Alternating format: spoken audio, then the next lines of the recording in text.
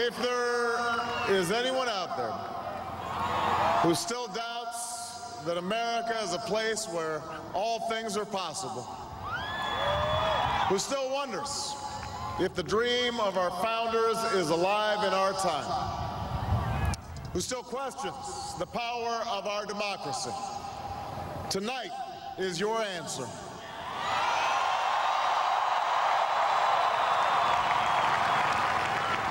It's the answer told by lines that stretched around schools and churches in numbers this nation has never seen, by people who waited 3 hours and 4 hours, many for the first time in their lives, because they believed that this time must be different, that their voices could be that difference. It's the answer spoken by young and old, rich and poor, Democrat and Republican, black, white, Hispanic, Asian, Native American, gay, straight, disabled and not disabled, Americans who sent a message to the world that we have never been just a collection of individuals or a collection of red states and blue states. We are and always will be the United States of America.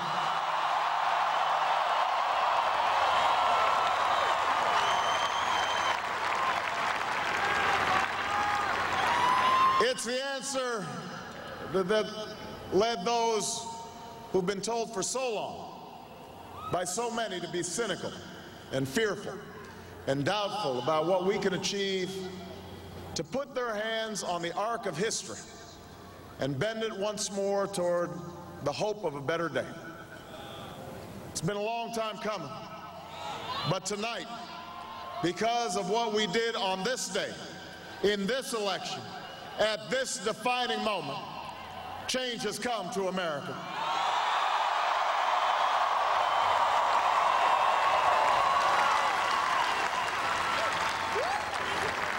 A little bit earlier this evening, I received an extraordinarily gracious call from Senator McCain. Senator McCain fought long and hard in this campaign, and he's fought even longer and harder for the country that he loves. He has endured sacrifices for America that most of us cannot begin to imagine. We are better off for the service rendered by this brave and selfless leader. I congratulate him. I congratulate Governor Palin for all that they've achieved, and I look forward to working with them to renew this nation's promise in the months ahead.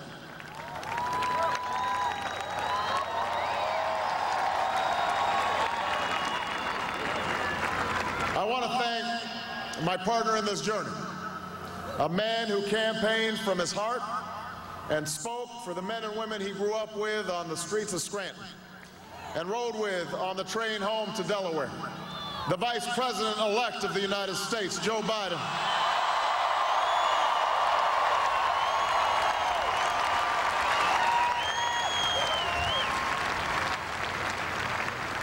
And I would not be standing here tonight without the unyielding support of my best friend for the last 16 years, the rock of our family, the love of my life, the nation's next First Lady, Michelle Obama.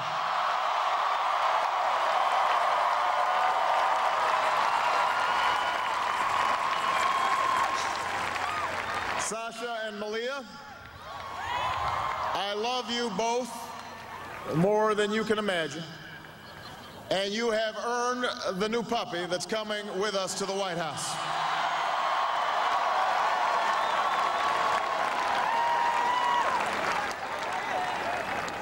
And while she's no longer with us, I know my grandmother's watching, along with the family that made me who I am.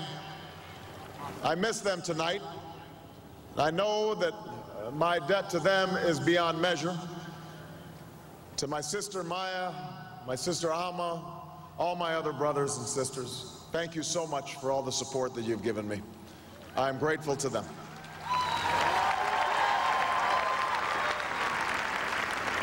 And to my campaign manager, David Plouffe,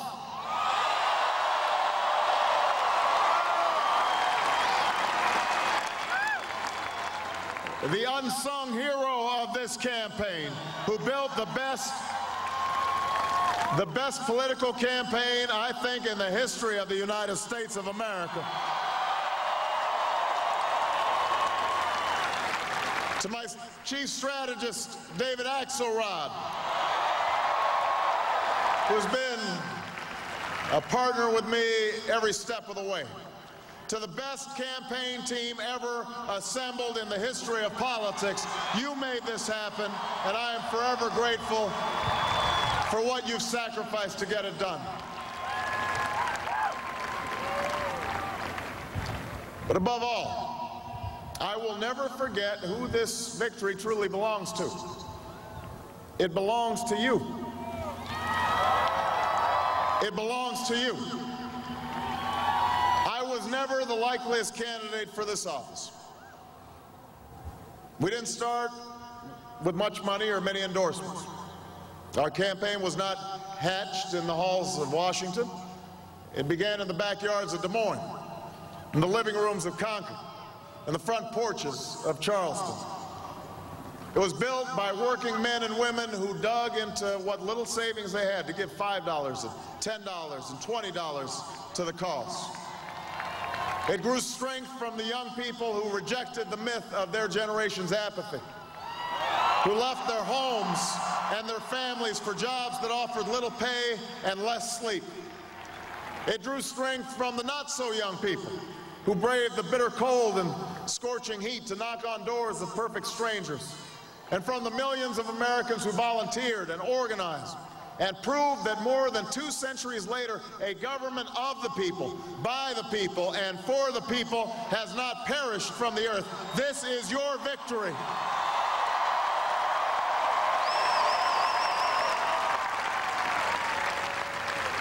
Now, I know you didn't do this just to win an election. And I know you didn't do it for me. You did it because you understand the enormity of the task that lies ahead.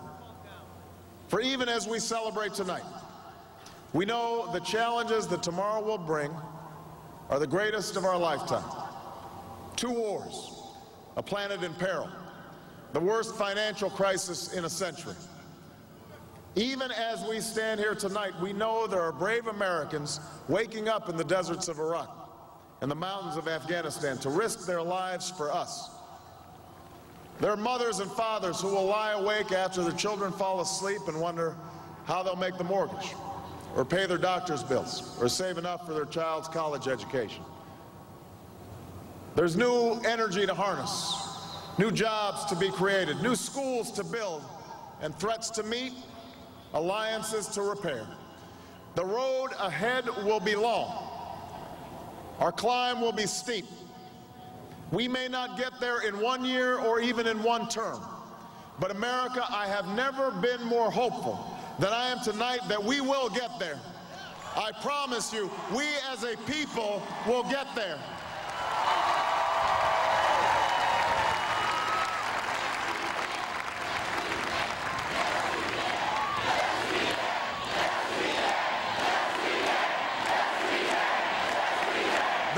Setbacks and false starts.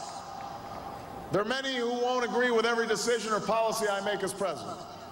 And we know the government can't solve every problem. But I will always be honest with you about the challenges we face.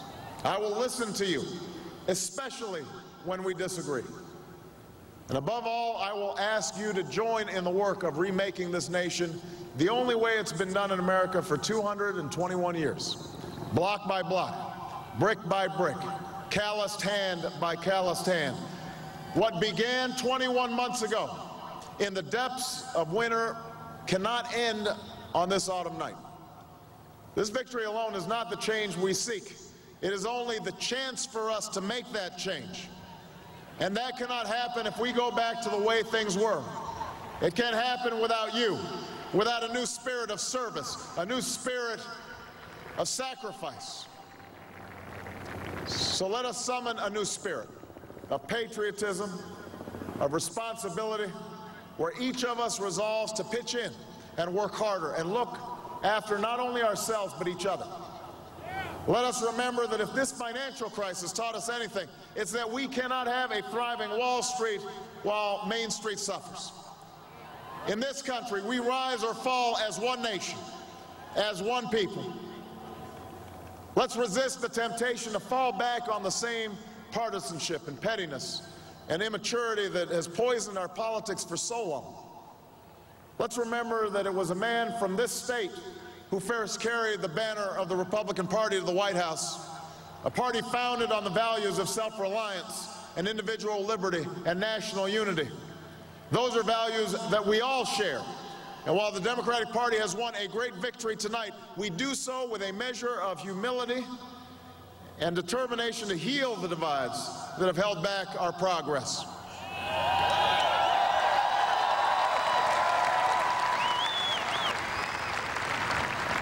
As Lincoln said to a nation far more divided than ours, we are not enemies, but friends. Though passion may have strained, it must not break our bonds of affection. And to those Americans whose support I have yet to earn, I may not have won your vote tonight, but I hear your voices. I need your help, and I will be your president too.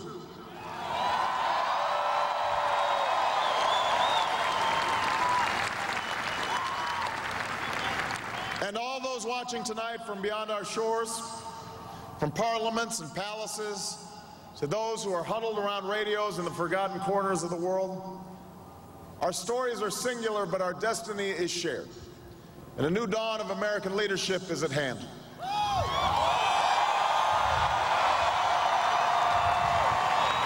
To those who would tear the world down, we will defeat you. To those who seek peace and security, we support you. And to all those who have wondered if America's beacon still burns as bright, tonight we proved once more that the true strength of our nation comes not from the might of our arms or the scale of our wealth, but from the enduring power of our ideals: democracy, liberty, opportunity, and unyielding hope.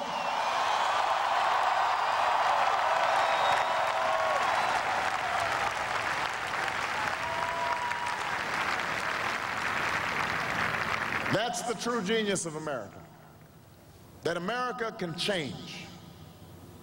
Our union can be perfected. And what we've already achieved gives us hope for what we can and must achieve tomorrow.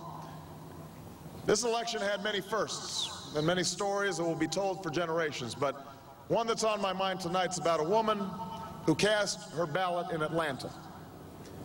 She is a lot like the millions of others who stood in line to make their voice heard in this election, except for one thing. Ann Nixon Cooper is 106 years old.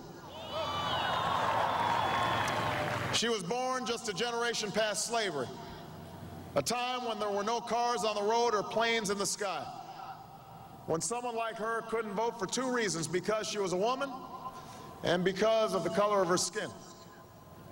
And tonight, I think about all that she's seen throughout her century in America: the heartache and the hope, the struggle and the progress, the times we were told that we can't, and the people who pressed on with that American creed: yes, we can. At a time when women's voices were silenced and their hopes dismissed, she lived to see them stand up and speak out and reach for the ballot: yes, we can. When there was despair in the Dust Bowl and depression across the land, she saw a nation conquer fear itself with a New Deal, new jobs, a new sense of common purpose: yes, we can.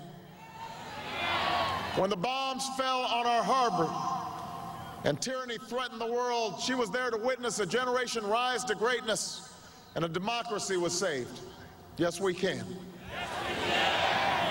She was there for the buses in Montgomery, the hoses in Birmingham, a bridge in Selma, and a preacher from Atlanta who told the people that we shall overcome: yes, we can. A man touched down on the moon. A wall came down in Berlin. A world was connected by our own science and imagination. And this year, in this election, she touched her finger to a screen and cast her vote. Because after 106 years in America, through the best of times and the darkest of hours, she knows how America can change. Yes, we can. America, we have come so far. We have seen so much, but there's so much more to do. So tonight, let us ask ourselves, if our children should live to see the next century, if my daughters should be so lucky to live as long as Ann Nixon Cooper, what change will they see? What progress will we have made? This is our chance to answer that call. This is our moment. This is our time to put our people back to work and open doors of opportunity for our kids, to restore prosperity and promote the cause of peace, to reclaim the American dream and reaffirm that fundamental truth that out of many we are one, that while we breathe, we hope, and where we are met with cynicism and doubt and those who tell us that we can't, we will respond with that timeless creed that sums up the spirit of a people. Yes, we can. Thank you. God bless you, and may God bless the United States of America.